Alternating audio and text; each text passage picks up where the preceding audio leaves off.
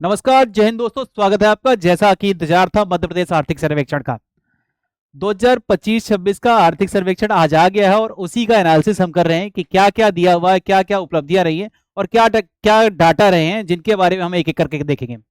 सामान्यतः एग्जाम के हिसाब से अभी इकोनॉमिक सर्वे का जल्द एनालिसिस और ज्यादा डिटेल करने की आवश्यकता होगी, जो टॉपिक के साथ हम करते जाएंगे। पर जो महत्वपूर्ण बातें जो एग्जाम के इंपॉर्टेंस के हिसाब से हैं, उनके लिए आज एक सारा ओवरऑल समरी के साथ हम इसको डिस्कस कर रहे हैं। तो चलिए सबसे पहले बिना बात किए हुए आगे चलते हैं और देखते हैं। जो मध्य प्रदेश का आर्थिक सर्वेक्षण शाम तक में अपडेट हो गया था जनसंपर्क की साइट पर, और 2025-26 के हिसाब से मध्य प्रदेश का आर्थिक सर्वेक्षण 2025-26 मध्य प्रदेश सरकार ने जारी कर दिया है। और ये मध्य प्रदेश सरकार ने जो आर्थिक सर्वेक्षण जारी किया है, और कल यानी अगले दिन क्या आएगा, बजट आएगा, और बजट के साथ हम और नए डाटा लेकर के आएंगे। बात की गई इस बार के बजट में जो उपलब्धि बताई गई है, उपलब्धि में बताया गया कि मध्य प्रदेश का जो आर्थिक वृद्धि की ओर लगातार मध्य प्रदेश बढ़ता जा रहा है। मध्य प्रदेश लगातार आर्थिक वृद्धि की ओर बढ़ता जा रहा है। और वित्तीय वर्ष 2025-26 की बात की जाए, वित्त वर्ष 2025-26 में यह अनुमान लगाया कि जीडीपी के अंतर्गत, जीडीपी जो है मध्य प्रदेश की, वह 16,69,750 करोड़ रुपए की होगी। यानी पिछले वर्ष की अपेक्षा इसमें वृद्धि जो है वह 11.14% की है। यानी पिछले साल 15,02,428 करोड़ रुपए का अनुमान था, जो इस बार वृद्धि होकर के अग्रिम अनुमान यह है, एडवांस एस्टीमेट है कि यह 16,69,750 करोड़ रुपए की हो जाएगी। यानी क्वेश्चन जो बनते हैं यहीं से बनते हैं कि कितना अनुमान है, यानी कितना जीडीपी होने का अनुमान है। जो अग्रिम अनुमान में राज्य की जीडीपी जो है, यानी एक वर्ष के दौरान एक निश्चित अवधि में मध्य प्रदेश राज्य की जो उत्पादन है, राज्य सकल घरेलू उत्पाद की बात की जाए, वह 16,69,750 है। जिसपे अगर थोड़ा सा ब्लर फोटो गवर्नमेंट की आई है, जो हर साल के आंकड़े दिए गए हैं, 150, 24, 28 था पिछले साल, जो 16,69,750 अभी होना है। इसके पूर्व साल में 23-24 में 13, 62, 421, और इसके पहले भी अगर मध्य प्रदेश का ट्रेंड रहा है कि वो और पुराने डाटा पूछता है, तो 12,21,922 करोड़ रुपए का 12,21,922 करोड़ रुपए का सकल राज्य घरेलू उत्पाद जीएसडीपी रहा है। और अगर आप बात करें तो यह करंट प्राइस पर डाटा दिया है, यानी चालू मूल्यों पर मध्य प्रदेश सरकार ने डाटा दिया है, चालू मूल्यों पर। जबकि फिक्स प्राइस पर या स्थिर मूल्यों पर अगर बात की जाए, फिक्स प्राइस या स्थिर मूल्यों पर जो डाटा दिया गया है, इसमें 78,19,11 करोड़ रुपए, जो पहले 72,37,24,26 करोड़ रुपए था। यानी इसमें भी वृद्धि देखी गई है। स्थिर मूल्यों पर भी सकल घरेलू उत्पाद में वृद्धि देखी गई है। इन डाटा के साथ यह तो इंपॉर्टेंट डाटा हो गया आपका कि कितना डाटा रहा, क्या रहा, कितने जीएसडीपी का रहा। तो एडवांस एस्टीमेट 16,69,750 करोड़ रुपए का रहा। इसी के साथ साथ इसको और ज्यादा अगर आप देखें तो पिछले बार का डाटा जो रहा है, पिछले बार के डाटा की अपेक्षा पिछले बार जो 15,02,428 करोड़ रुपए का था, इस बार 16,69,750 करोड़ रुपए का रहा। अनुमानित जो वृद्धि दिखाई गई वह 11.14 करोड़ की रही, और यह बताया गया कि यह चालू मूल्यों पर दिखाया गया। यह चालू मूल्य यानी करंट प्राइस पर वैल्यू दिखाई गई है। और यह डाटा ऊपर भी यह इसी को वर्ड्स में लिखा हुआ है, वर्ड्स में ही इसको यहाँ पर लिखा हुआ है। इवन आपके लिए जो जिनका मीडियम इंग्लिश है, उनके लिए इंग्लिश में भी ये अवेलेबल रहेगा। तो यहां से क्वेश्चन बनने की संभावना रहेगी। तो आपको ये याद रखना है, ये और ये आपको दोनों याद रखना है, और जो पिछले साल का भी याद रख लेंगे तो आपके लिए और ज्यादा बेहतर होगा। तो इस डाटा के साथ पहला ये जो डाटा जो इंपॉर्टेंट है, इसके साथ आगे बढ़ते हैं। इसके अलावा हम बात करते हैं, जब हम स्थिर मूल्यों पर बात करते हैं, स्थिर मूल्यों पर बात करें यानी फिक्स प्राइस की बात करते हैं कि फिक्स प्राइस पर जो आंकड़े रहे वो 2011-12 के स्थिर भाव पर निकाले गए। यानी बेस ईयर जो लिया गया है, अभी भी 2011-12 लिया गया है, 2011-12 लिया गया। और वित्त वर्ष 2025-26 में यह फिक्स प्राइस पर 781,911 करोड़ रहने का अनुमान है, जो पिछले साल 2024-25 में 723,724 करोड़ था। यानी इस वर्ष इस पे अनुमानित वृद्धि का आंकड़ा जो है वह 8.004% रहने का अनुमान है। यानी ये डाटा जो निकाला गया है वह निकाला गया है फिक्स्ड प्राइस पर, यानी फिक्स्ड प्राइस पर आंकड़े जो है। तो अगर आप करंट प्राइस पर बात करें तो 11% की लगभग वृद्धि की बात की गई है। यहां करंट प्राइस पर अगर बात करें तो 11.14% की, और अगर फिक्स्ड प्राइस पर बात करें 11.14%, और फिक्स प्राइस पर बात करें तो 8.04% की ग्रोथ रेट रही है, यानी करंट प्राइस पर और ये फिक्स प्राइस पर। तो डाटा 4 लास्ट में है, तो याद करना थोड़ा सा आसान है, 3% का डिफरेंस रहा। आगे अगर हम बात करते हैं इन डाटा के साथ, इन डाटा के साथ हम अगर अगले कुछ आंकड़ों की बात करते हैं, जिसमें से आप प्रति व्यक्ति आय, पर कैपिटा इनकम की बात करते हैं। पर कैपिटा इनकम जो रही है, मध्य प्रदेश सरकार ने यह डाटा बताया है, पर कैपिटा इनकम में कंपैरिजन किया है, 2011-12 से, और 2011-12 से तुलना करते हुए यह बताया गया कि चार गुना से अधिक की वृद्धि पर कैपिटा इनकम में हुई है। यह बताया गया है कि 2011-12 से 2025-26 की अगर बात करते हैं तो इस समय प्रति व्यक्ति आय में लगातार शुद्ध वृद्धि देखी गई है, लगातार ग्रोथ देखी गई है। और इस डाटे के हिसाब से अगर देखा जाए तो करंट प्राइस पर जो प्रति व्यक्ति आय है, जो पहले 2011-12 में 38,497 रुपए थी, वो 2025-26 में बढ़कर 1,69,050 रुपए रह गई है। यानी अभूतपूर्व वृद्धि, 4 गुना की से अधिक की वृद्धि दिखाई गई है। और कंपैरिजन पिछले साल की अपेक्षा कब किया गया है? 2011-12 के डाटा से लेकर के इसका कंपैरिजन किया गया है। जबकि अगर बात करें फिक्स प्राइस पर, करंट प्राइस की जगह फिक्स प्राइस पर अगर बात करें तो यह डाटा में यह बताया गया है कि 2011-12 में यह 38,497 रुपए ही था, क्योंकि इसी ईयर का डाटा निकाला गया था। और यहां अभी बढ़कर के 2025-26 में यह 76,971 रुपए, 76,971 रुपए 2025-26 में हो गया है। यानी इन दोनों में वृद्धि के डाटा प्रेजेंट हुए हैं, वृद्धि के डाटा यहां पर प्रदर्शित हुए हैं। यह साथ साथ में अगर आप अगर यहां पर भी देखें, यानी कांस्टेंट प्राइस या फिक्स प्राइस पर डाटा यहां पर दिखाए गए, तो दोनों के डाटा यहां पर एक साथ कैलकुलेट करके, अब अगर देखें तो दोनों डाटा को यहां पर डायग्राम्स में देखें तो 169050 और 76961, यानी प्रति व्यक्ति शुद्ध आय में उल्लेखनीय वृद्धि। पहले 38,497 थी, जो बढ़कर के 1,70,000 के आसपास, लगभग 1,69,050 रुपए के आसपास हो गई है। यानी प्रति व्यक्ति आय के डाटा जो होंगे, जो पहला ही टॉपिक आपके प्रीलिम्स में भी है, उस डाटा में आप अपडेट कर लीजिएगा कि ये वृद्धि प्रति व्यक्ति आय में वृद्धि हुई है। अगले डाटा की बात की जाए, आप थोड़े से डाटा क्षेत्रवार डाटा की बात करते हैं। सबसे पहले हम बात करते हैं मध्य प्रदेश में प्रमुखतः मैक्सिमम लोग जो डिपेंडेंट हैं, एक्टिविटीज जो करते हैं, गतिविधियां जो संपन्न कर रहे हैं, वह कृषि क्षेत्र से संबंधित गतिविधियां हैं। और इसी कृषि क्षेत्र की गतिविधियों के अंतर्गत अगर बात करते हैं तो प्राइमरी सेक्टर में, प्राइमरी सेक्टर की बात करिए, प्राइमरी सेक्टर में जो लोग लगे हुए हैं, प्राइमरी सेक्टर में जो लोग लगे हुए हैं, इनके बारे में अगर बात करते हैं तो प्राइमरी सेक्टर में जो योगदान है, प्राथमिक क्षेत्र का जो कुल योगदान राज्य की जीएसवीए में, जीवीए में जो कुल योगदान है, वह यह बताया गया है कि प्रचलित मूल्य पर, यानी करंट प्राइस पर, इसका करंट प्राइस की बात की जा रही है, करंट प्राइस पर, करंट प्राइस यानी चालू मूल्य या प्रचलित मूल्य पर,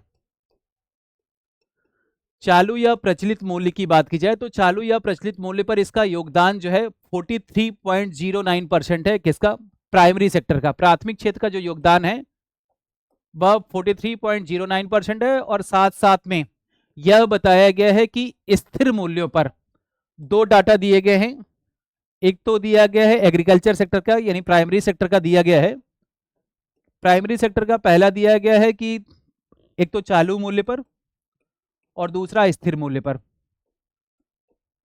करंट प्राइस पर और फिक्स्ड प्राइस पर। करंट प्राइस पर अगर बात करें तो 43.09% और अगर फिक्स्ड प्राइस पर बात कर रहे हैं तो 33.54%।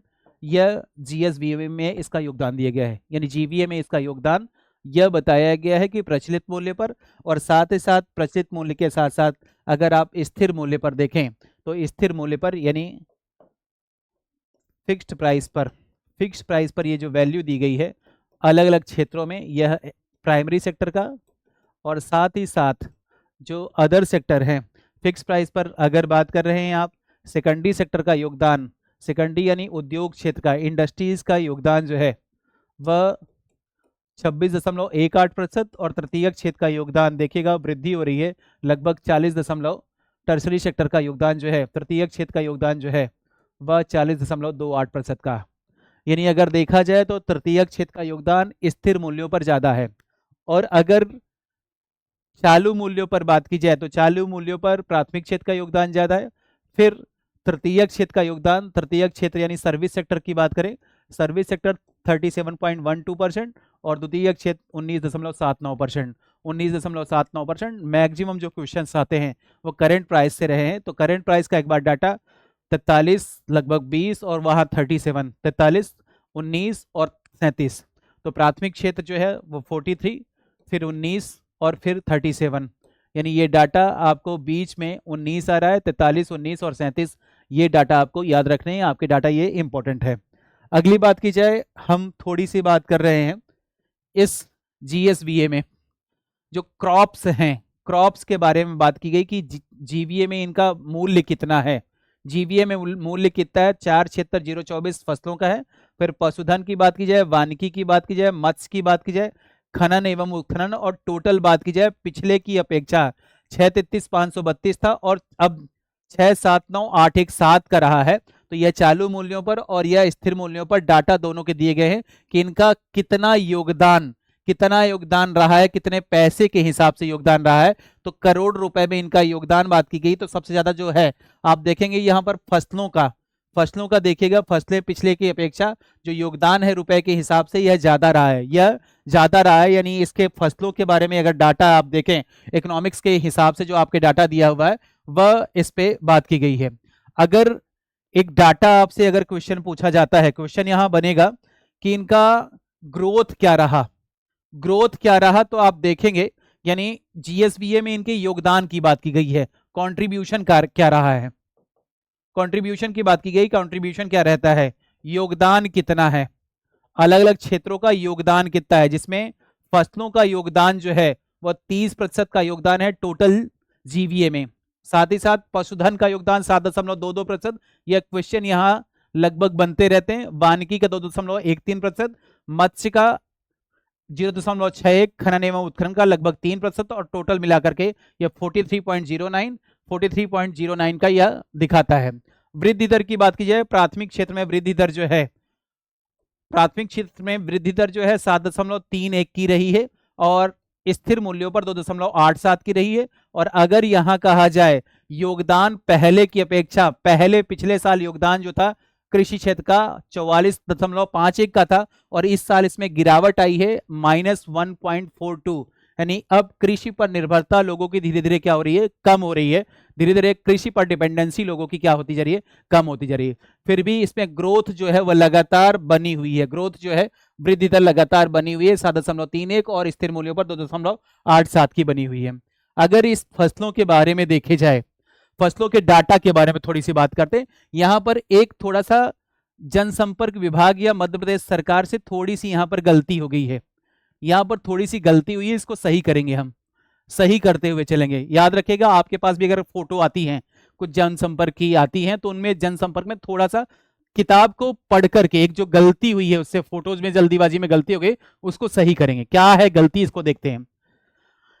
फसलों का योगदान अभी हमने देखा था कि 31.44% है पूरे जीएसवीए में जितना योगदान है। इनकी बात की जाए जो 2024-25 में 31.44 था, थोड़ा सा इसमें माइनस गिरावट हुई है इस वर्ष, 30.17% हो गया है। कीमत की बात की जाए तो कीमत हालांकि वृद्धि हुई है, कीमत में वृद्धि हुई है, क्योंकि महंगाई बढ़ती जाती तो इसमें कीमतों में वृद्धि हुई है।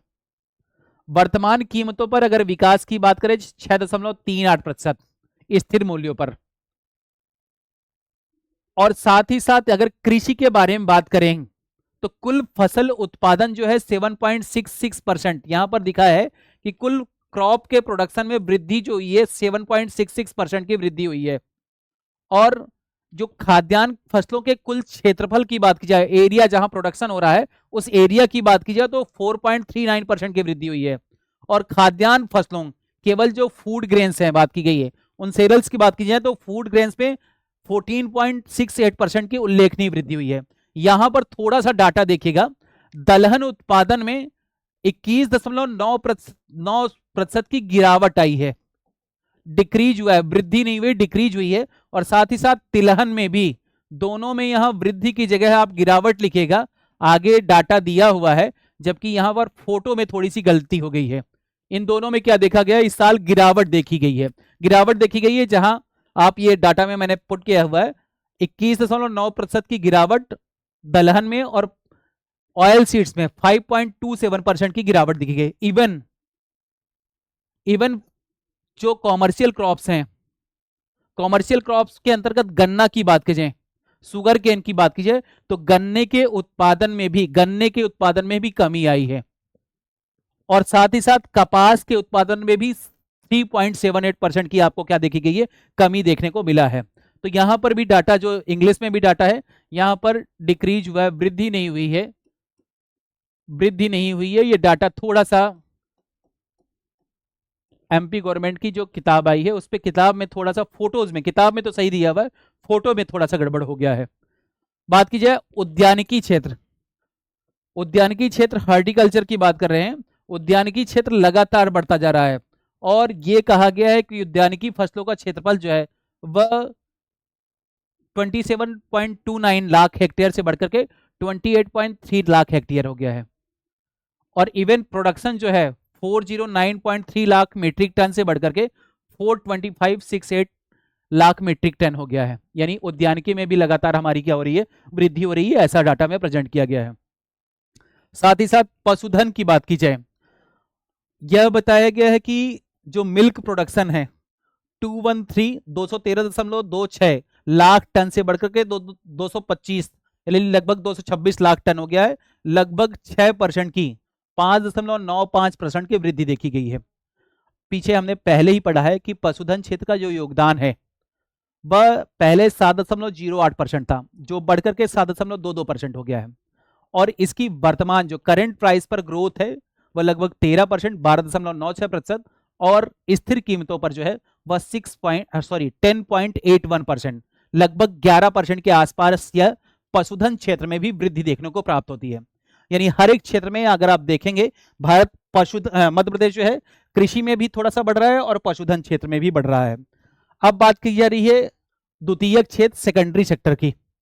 द्वितीयक क्षेत्र या सेकेंडरी सेक्टर की बात करते हैं तो मध्य प्रदेश गवर्नमेंट ने यह बताया कि जो 2025 है, 2025 को मध्य प्रदेश सरकार ने यह निर्धारित किया था कि इसे उद्योग और रोजगार वर्ष के रूप में मनाया जाएगा। और इसे उद्योग और रोजगार वर्ष के रूप में मनाने के लिए कि उद्योगों में वृद्धि हो जाए और रोजगार में भी लगातार वृद्धि हो जाए, और इसी के प्रयासों के तहत मध्य प्रदेश में उद्योगों में सकारात्मक परिवर्तन देखे गए, एमएसएमई में लगातार परिवर्तन देखेंगे, सुधार देखेंगे। इन्हीं में यह बताया गया है कि 2025-26 में इसका योगदान जो है वह चालू मूल्यों पर 19.79% और स्थिर मूल्यों पर 26.18% रहा है।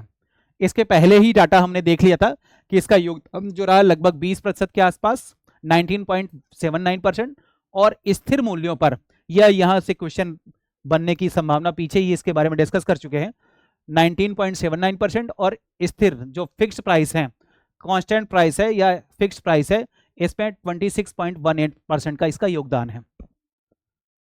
अगर इसकी वैल्यू की बात की जाए, अलग अलग सेक्टर वाइज अगर पूछा जाए, मैन्युफैक्चरिंग की बात की जाए, water gas and electricity supply की बात की जाए, कंस्ट्रक्शन की बात की जाए, तो टोटल ओवरऑल जो इसका योगदान है प्रचलित भाव पर जीवीए में, इसका योगदान जो है वह पिछले साल की अपेक्षा 284,125 था, जो 3,12,350 हुआ। स्थिर मूल्यों पर 176,329 था, जो बढ़ करके 188,441 हो गया है। यानी योगदान की बात कर रहे हैं तो योगदान जो है वह थोड़ा सा पिछले साल की अपेक्षा आपको कम दिखाई देगा। पिछले साल की अपेक्षा यह क्या हुआ है, थोड़ा सा कम हुआ है, यानी -0.17% की गिरावट रही है जीएसवीए में, और प्रचलित भावों पर वह और थोड़ा सा कम हो गया। प्रचलित भावों पर पिछले साल के प्रचलित भावों पर यह वृद्धि दर जो रही है, प्रचलित भावों पर वृद्धि दर लगभग 10% के आसपास, और स्थिर भावों पर 6.87% की। यहां से क्वेश्चन पूछे जाते हैं वृद्धि दर कितनी रही है और स्थिर भावों पर भी कितनी रही है, यहां से क्वेश्चन पूछे जाते हैं, यानी ये, और साथ साथ में यहां पर वृद्धि दर के भी डाटा क्वेश्चन पूछे जाते हैं। अब मैंने अभी अभी कहा था कि इंडस्ट्रीज के क्षेत्र में उद्योग व रोजगार वर्ष के रूप में 2025 को जब बनाने की बात की गई, तो इस उद्योग व रोजगार वर्ष के रूप में यह देखा गया कि लगातार ग्लोबल इन्वेस्टमेंट समिट GIS 2025 और साथ ही साथ रीजनल इंडस्ट्री कॉन्क्लेव का आयोजन किया गया। क्षेत्रवार इन्वेस्टमेंट समिट किए गए जिनमें लगभग 30.77 लाख करोड़ रुपए की निवेश के प्रस्ताव आए गए, जिसमें MSME क्षेत्र की बात की जा रही कि MSME क्षेत्र जो है, MSME क्षेत्र में निवेश में लगातार वृद्धि हो गई। और MSME क्षेत्र की बात की जाए कि वित्तीय वर्ष 2024-25 की बात करें, वित्त वर्ष 2024-25 में 2162 करोड़ रुपए के निवेश एवं 2025-26 के दिसंबर माह तक, मात्र दिसंबर माह तक 742 करोड़ रुपए का निवेश प्रस्ताव आया है।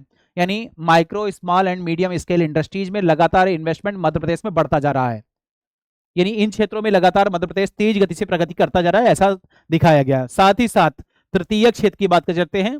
तृतीय क्षेत्र में क्वेश्चंस की बात करें, यहां पर इसके सेवा क्षेत्र की जो वर्तमान कीमतों पर वृद्धि देखी गई है, वह वर्तमान कीमतों पर वृद्धि की अगर बात करें तो लगभग 15.8% की वृद्धि का दिखाया गया है। मध्य प्रदेश में बढ़ता शहरीकरण, यानी लोग लगातार शहरों की ओर जा रहे हैं, टूरिज्म का विस्तार होता जा रहा है। साथ ही साथ आधारभूत ढांचा जो है बेहतर, बेसिक इंफ्रास्ट्रक्चर बहुत ही बेहतर होता जा रहा है। और बेसिक इंफ्रास्ट्रक्चर बेहतर होने के साथ साथ आपने बहुत सारे सुना होगा IT पेशेवर, IT पार्क बहुत ज्यादा बनाने लगे, सर्विस इंडस्ट्रीज और साथ ही साथ नॉलेज बेस्ड इंडस्ट्रीज, इनमें लगातार वृद्धि हो रही है और इसलिए यह क्षेत्र तेज गति से 15.8% की दर से आगे बढ़ रहा है। अगर बात करें तृतीय क्षेत्र का योगदान बात करें तो 37.12% पहले की अपेक्षा, पहले 35.53 था, इसमें वृद्धि हुई है। ये जो प्रचलित भावों पर, करंट प्राइस पर वृद्धि दिखाई गई है तो 15.8% की, जबकि स्थिर मूल्य पर जो वृद्धि है 12.07% की है। यानी प्रश्न जो है वो यहीं से बन रहे हैं, यहीं से बनेंगे। और इनमें से सर्वाधिक वृद्धि अगर देखा जाए तो आप देख रहे होंगे व्यापार, मरम्मत, होटल, व्यापार, मरम्मत, होटल की बात की जाए कि सर्वाधिक योगदान जो है, सर्वाधिक योगदान जो है व्यापार, मरम्मत, होटल और रेस्टोरेंट का। और सर्वाधिक वृद्धि अगर देखा जाए तो वृद्धि अगर देखते हैं तो आप देखेंगे अन्य सेवाओं में, अन्य सेवाओं की में वृद्धि बहुत ज्यादा है। इसके बाद लोक प्रशासन की, लोक प्रशासन के बाद वित्तीय सेवाओं की, फाइनेंशियल सर्विसेज, फिर रियल एस्टेट की बात की जाए, रियल एस्टेट क्षेत्र भी मध्य प्रदेश में तेज गति से बढ़ता जा रहा है। अगर इनमें अलग अलग क्षेत्रवार सेवा क्षेत्र में रोजगार की बात की जाए, सेवा रोजगार की उपसंरचना की बात की जाए तो लोग कहां कहां किन किन क्षेत्रों में रोजगार में लगे हुए हैं। अगर रिटेल, होलसेल और रिटेल की बात की जाए तो लगभग 40% जो है वह योगदान मध्य प्रदेश का, इसमें योगदान जो एक बात की जाए लगभग 40% का योगदान मध्य प्रदेश के कुछ सेवाओं में होलसेल और रिटेल का रहा है। और इसके बाद लगातार आप परिवहन की बात करें, फिर शिक्षा की बात करें, फिर आवास की बात करें, फिर लोक प्रशासन, यानी घटते क्रम में पहले से ही डाटा दिया गया है। तो सर्वाधिक होलसेल और रिटेल व्यापार का, ट्रेड का योगदान मध्य प्रदेश में हिस्से में के अंतर्गत व्यापार में रहा है। अब एक डाटा आपके अंतर्गत आप में सिलेबस में ही दिया हुआ है टूरिज्म का। लगातार मध्य प्रदेश का टूरिज्म सेक्टर तेज गति से ग्रोइंग है। अगर सनराइज सेक्टर की बात की जाए तो मध्य प्रदेश के सनराइज ग्रोइंग सेक्टर के अंतर्गत आ रहा है। लगातार मध्य प्रदेश में पर्यटकों की संख्या में वृद्धि हुई, लगभग 4.5% की वृद्धि 2024-25 में कुल घरेलू पर्यटकों की संख्या में, जो डोमेस्टिक पर्यटक हैं उनकी संख्या में 4.5% की हिस्सेदारी दर्ज कर की गई है। आगमन में 4.5% की हिस्सेदारी मध्य प्रदेश में दर्ज की गई है। और मध्य प्रदेश में लगभग बात की गई है कि 13.39 करोड़ पर्यटक आए, जिसके आधार पर मध्य प्रदेश का 9वां स्थान जो देश में है वह 9वां स्थान रहा। पिछले 5 वर्षों की बात की जाए, पिछले 5 वर्षों में मध्य प्रदेश में बहुत तेज गति से पर्यटकों के आगमन की संख्या में वृद्धि हुई है। लगभग 66.66, अगर डाटा याद कर रहा हूं तो 66.65% है, 66% की दर से यहां पर पर्यटकों की संख्या में वृद्धि है। पिछले 5 वर्षों में अगर बात की जाए 2021 से आप बात करें, 2021 से 2025 नवंबर तक की बात की जाए तो यह वृद्धि जो रही लगभग 66% के आसपास रही। और 13.818 करोड़ पर्यटक आए मध्य प्रदेश में। कुल पर्यटक जो रहे वो लगभग 13 करोड़ पर्यटक आए, जिसमें से 1.65 करोड़ जो है वह विदेशी पर्यटक, विदेशी पर्यटकों की संख्या जो रही 1.65 लाख विदेशी पर्यटक आए। तो यहाँ पर लगभग 1.5 लाख से ज्यादा जो है वो विदेशी पर्यटक मध्य प्रदेश पे आए हैं। साथ ही साथ ऊर्जा टॉपिक की बात की जाए, जब एनर्जी की बात करें तो मध्य प्रदेश की कुल विद्युत क्षमता जो है वह 25,416 मेगावाट की हो गई है। मध्य प्रदेश की कुल विद्युत क्षमता ऊर्जा के डाटा में अगर बात करें तो 25,416 मेगावाट की हो गई है। यानी लगातार ऊर्जा के क्षेत्र में भी हम वृद्धि करते जा रहे हैं और ऊर्जा के क्षेत्र में साथ साथ हम रिन्यूएबल एनर्जी की बात करते हैं, नवीकरणीय ऊर्जा के क्षेत्र की बात करते हैं। 2012 में हम 491 मेगावाट थी नवीकरणीय ऊर्जा के क्षेत्र में। अब नवंबर 2025 तक की बात करते हैं तो नवंबर 2025 तक हमारी जो उत्पादन क्षमता है वह 9508 मेगावाट की हो गई है। साथ ही साथ एक क्वेश्चन जो आपका पिछले पूछा गया है, फ्लोटिंग ओमकारेश्वर में जो दुनिया का सबसे बड़ा फ्लोटिंग सौर ऊर्जा परियोजना है 278 मेगावाट क्षमता की रही, इसका भी महत्वपूर्ण योगदान रहा है। इसके साथ साथ अन्य जो नवीकरणीय ऊर्जा है तो मध्य प्रदेश में पवन ऊर्जा 3500 मेगावाट, सौर ऊर्जा से 5781 मेगावाट, बायोमास से 155 मेगावाट और साथ ही साथ छोटी पनबिजली परियोजनाओं से 124 मेगावाट की यहाँ पर ऊर्जा उत्पादन क्षमता रही है। जो स्मॉल हाइड्रो पावर प्रोजेक्ट हैं उनसे भी लगातार प्रोडक्शन में क्या हुआ है, वृद्धि हुई है, मेगावाट उत्पादन में वृद्धि हुई है। एक टॉपिक जो है आपका एक्सपोर्ट का दिया हुआ है, 2022-23 के फाइनेंशियल ईयर की बात कर रहे हैं। 2021-22 से चालू करते हैं। 21-22 में 58,407 करोड़ रुपए का एक्सपोर्ट किया गया। 2022-23 में 65,878 करोड़ रुपए का, 23-24 में 65,255 करोड़ रुपए का, फिर 2024-25 में देखिएगा अभूतपूर्व 66,218 करोड़ रुपए का एक्सपोर्ट रहा। अभी फाइनेंशियल ईयर 2025-26 में केवल अक्टूबर तक का डाटा आया है,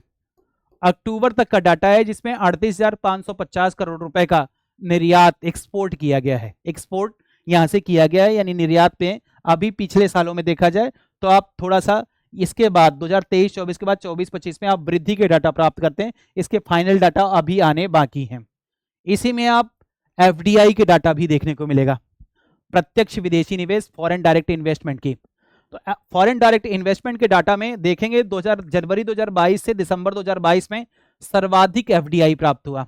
हालांकि उसके बाद थोड़ा सा कम डाटा रहा, फिर भी जनवरी 2025 से सितंबर 2025 में 327.34 करोड़ रुपए का एफडीआई प्राप्त हो चुका है। सर्वाधिक जो रहा है, सर्वाधिक पूछा जाए कब रहा है तो जनवरी 2022 से दिसंबर 2022 तक मध्य प्रदेश में एफडीआई रहा है। अगर ये सर्वाधिक से पूछता है तो सर्वाधिक के डाटा पे यहां पर आप रखेंगे। आगे मध्य प्रदेश में शिक्षा और स्वास्थ्य, एजुकेशन और हेल्थ का दिया हुआ है। अप्रैल 2025 के पहले सप्ताह में आप प्रवेश उत्सव मनाते हैं, स्कूल चले अभियान मनाते हैं। प्राइमरी स्टेज पर जो ड्रॉप आउट जो है वह घट करके, यानी स्कूल छोड़ने की दर जो है वह 0 हो गई है। और माध्यमिक स्तर पर मिडिल लेवल पर भी जो लगभग 11% के आसपास था ड्रॉप आउट, वो घट करके 6.3%, 6.3%, यानी एजुकेशन के स्तर पर, शिक्षा के क्षेत्र में विकास के नए आयाम मध्य प्रदेश लगातार स्थापित करता जा रहा है। इन क्षेत्र में लगातार मध्य प्रदेश आगे हो गया है। साथ ही साथ विभिन्न योजनाओं के क्रियान्वयन की बात की जाए, केंद्र सरकार की जो विभिन्न योजनाएं हैं, प्रधानमंत्री आवास ग्रामीण आवास योजना की बात की जाए, जिसमें लगभग 41 लाख घर स्वीकृत किए गए, 41 लाख घर स्वीकृत किए गए, जिसमें से अग्रणी राज्यों में मध्य प्रदेश शामिल रहा। लगभग 50,000 से अधिक महिला स्वयं सहायता समूह एसएचजी यहां पर चालू है। लखपति दीदी अभियान से आय संवर्धन लगातार प्रयास किए जा रहे हैं और लगभग 73,000 किलोमीटर सड़क का निर्माण ग्रामीण अधोसंरचना के अंतर्गत प्रधानमंत्री ग्राम सड़क योजना के अंतर्गत किया गया है, जिनमें से लगभग कनेक्टिविटी 12 माह सड़कों को जोड़ने के लिए 12,809 पुलों का निर्माण किया गया है। इसके अलावा बहुत सारे डाटा, जो डाटा आपके एग्जाम के इंपॉर्टेंस के हिसाब से रहे, वो टॉपिक वाइज हम साथ साथ में करते ही जाएंगे और इसके नए प्रश्नों के साथ नए प्रश्नों के साथ इसके जो और क्वेश्चन क्या बन सकते हैं जल्दी ही, और एक डिटेल एनालिसिस के साथ, सारे टॉपिक्स वाइज एनालिसिस के साथ हम आपके साथ उपलब्ध होंगे। सर भी, आदरणीय सर लोग भी इसके डाटा के साथ आपके साथ उपलब्ध होंगे। जो रिसेंट डाटा है वो रिसेंट डाटा पूरे अपडेटेड के रूप में, और जहां एक छोटा सा करेक्शन था जनसंपर्क की साइड पर, वो करते हुए हमने किया हुआ है। जो इंपॉर्टेंट डाटा था वो सारे हमने कर लिए। फिर से आज यह आपके आर्थिक सर्वेक्षण, मध्य प्रदेश का आर्थिक सर्वेक्षण का डाटा रहा। कल हम आपके साथ मिलेंगे बजट के, मध्य प्रदेश के बजट के साथ, मध्य प्रदेश का बजट के डाटा के साथ कि बजट में क्या क्या रहा है। बजट चूंकि आर्थिक सर्वेक्षण में भी पुराना एनालिसिस हमारा किया हुआ है, यानी पिछले साल की उपलब्धियों के बारे में बात किया, पर चूंकि क्वेश्चन नए वाले से बनते हैं, तो एक बार कल आएंगे तो जब नए कल 9 बजे रात में फिर से आप मिलेंगे तो आपसे बजट के, मध्य प्रदेश के बजट के बारे में एनालिसिस करेंगे। और इसी तरह से जो सारे क्वेश्चन हैं हम अगली सीरीज में आएंगे और क्वेश्चंस को लेकर के आपसे कंप्लीट करेंगे। तो आज की क्लास में यहाँ इतना ही हम करते हैं, आगे महत्वपूर्ण टॉपिकों के साथ आपसे फिर मिलेंगे। तब तक के लिए धन्यवाद, गुड डे, गुड लक, अलविदा। मिलते हैं नए टॉपिक बजट के साथ अगले क्लास में। धन्यवाद।